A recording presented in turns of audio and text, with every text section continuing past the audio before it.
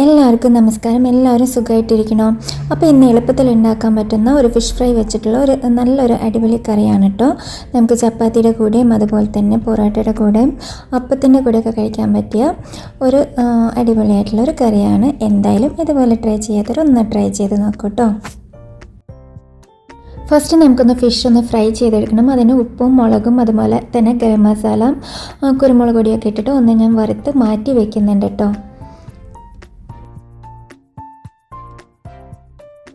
ഇനി നമുക്കിതിലേക്ക് വേണ്ടത് ഒരു 4 സവാള എടുത്തിട്ടുണ്ട്. അത് നീളത്തിൽ കട്ട് ചെയ്ത് വെച്ചിട്ടുണ്ട് കേട്ടോ. പിന്നെ ഒരു 4-5 വെളുത്തുള്ളിയും കൂടിയിട്ട് ഇതിലേക്ക് ചെറുതായിട്ട് ചോപ്പ് ചെയ്ത് വെച്ചിട്ടുണ്ട്.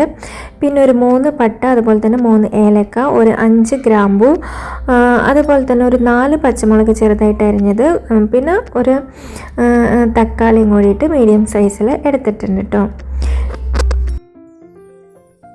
അതിനുശേഷം ഒരു പാൻ അടുപ്പത്തേക്ക് വയ്ക്കുക. അതിലേക്ക് ഇഞ്ചി, പച്ചമുളക്, പട്ട, ഗ്രാമ്പു, ഏലക്ക, അതുപോലെ തന്നെ വെളുത്തുള്ളി അരിഞ്ഞതും സവോള അരിഞ്ഞതും കൂടിയിട്ട് അതിലേക്ക് ഇട്ട് കൊടുക്കുന്നുണ്ട് കേട്ടോ. അപ്പോൾ ഞാനിവിടെ യൂസ് ചെയ്യുന്നത് സൺഫ്ലവർ ഓയിലാണ്. നിങ്ങൾക്ക് വേണമെങ്കിൽ കോക്കനട്ട് ഓയിലും കൂടിയിട്ട് നിങ്ങൾക്ക് വേണമെങ്കിൽ യൂസ് ചെയ്യാവുന്നതാണ് കേട്ടോ. അതിനുശേഷം ഇത് നല്ലപോലെ ഒന്ന് വഴറ്റി കൊടുക്കുക. സവാളയൊക്കെ ഒന്ന് വഴണ്ടി വരുന്നത് വരെ നമുക്ക് വെയിറ്റ് ചെയ്യാം. അപ്പോൾ ഇതിലേക്ക് വേണമെങ്കിൽ നിങ്ങൾക്ക് ഒരു ലൈറ്റായിട്ട് ഉപ്പിട്ട് കൊടുക്കുകയാണെങ്കിൽ പെട്ടെന്ന് തന്നെ സവാള വഴണ്ടി കിട്ടുന്നതായിരിക്കും കേട്ടോ. അപ്പോൾ ഇതൊരു ടിപ്പാണ്. ഇതെല്ലാവർക്കും അറിയുന്നതാണെങ്കിലും പറഞ്ഞു എന്നേ ഉള്ളൂ. പിന്നെ സവാള ഒരു ലൈറ്റ് ബ്രൗണിഷ് കളർ ആവുന്ന സമയം വരയ്ക്കും ഒന്ന് വഴറ്റിയെടുക്കാം കേട്ടോ. പിന്നെ ഞാൻ അതിലേക്ക് ഒരു ചെറിയ പീസ് വന്നിട്ട് കൊടംപുളി ഇട്ട് കൊടുക്കുന്നുണ്ട്. അതിനുശേഷം ഇത് ഒന്ന് ഇതുപോലെ ഒന്ന് വഴറ്റി കൊടുക്കാം.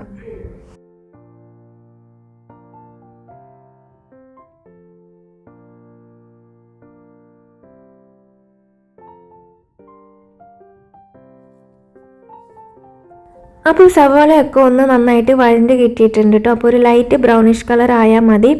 ഇനി ഇതിലേക്ക് ഞാൻ ഒഴിച്ചു കൊടുക്കുന്നത് തേങ്ങാപ്പാൽ ഒരു 1.5 ഗ്ലാസ് അളവിൽ വന്നിട്ട് ഞാൻ ഒഴിച്ചു കൊടുക്കുന്നുണ്ട് കേട്ടോ. അത് 2ാം പാലാണ് കേട്ടോ ഞാൻ ഒഴിച്ചു കൊടുക്കുന്നത്. പിന്നെ ഒരു 1/4 ടീസ്പൂൺ അളവിൽ വന്നിട്ട് മഞ്ഞൾപ്പൊടി അതിലേക്ക് ഇട്ട് കൊടുക്കാം. അതിനുശേഷം ഇത് നന്നായിട്ട് ഒന്ന് യോജിപ്പിച്ചെടുക്കാം കേട്ടോ. അപ്പോൾ ഈ സമയത്ത് നമുക്ക് ഉപ്പും ഇട്ട് കൊടുക്കാം കേട്ടോ. അതുപോലെ തന്നെ കുരുമുളക് പൊടി ചേർക്കാവുന്നതാണ് ഈ സമയത്ത്. പക്ഷേ ഒരുപാട് ചേർക്കരുത്, ഒരു 1/4 ടീസ്പൂൺ അളവിൽ ചേർക്കാം. പിന്നെ നമ്മൾ ഇറക്കുന്ന നേരത്താണ് കുരുമുളകിൻ്റെ പൊടി യൂസ് ചെയ്യേണ്ടത് കേട്ടോ. അപ്പോൾ ഞാനിത് വറുത്ത് വെച്ചേക്കുന്ന മീനും കൂടിയിട്ട് അതിലേക്ക് ഇട്ട് കൊടുക്കുന്നുണ്ട്.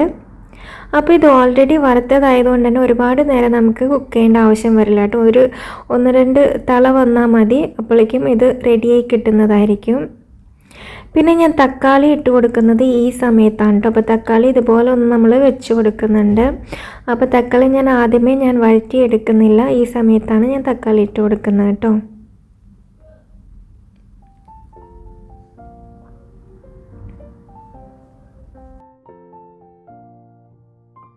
ഇനി നമുക്ക് തക്കാളിയൊക്കെ ഒന്ന് സെറ്റ് ആയിട്ടുണ്ട്.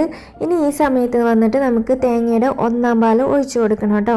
അപ്പോൾ എപ്പോഴും 1ാം പാൽ ഒഴിച്ചു കൊടുത്തിട്ട് നമ്മൾ ഒരുപാട് നല്ല ഫ്ലെയിമിലിട്ടിട്ട് തിളപ്പിച്ചെടുക്കരുത്. ഒന്ന് സിമ്മിലിട്ടതിന് ശേഷം ഒരു 2 മിനിറ്റ് ഒന്ന് തിളച്ചാൽ മതിയാവും കേട്ടോ. അപ്പോൾ ഒന്ന് ഇളക്കി കൊടുക്കണം കേട്ടോ കയ്യിൽ വെച്ചിട്ട്, അല്ലെങ്കിൽ പിരിഞ്ഞു പോകാൻ ചാൻസ് ഉണ്ട്.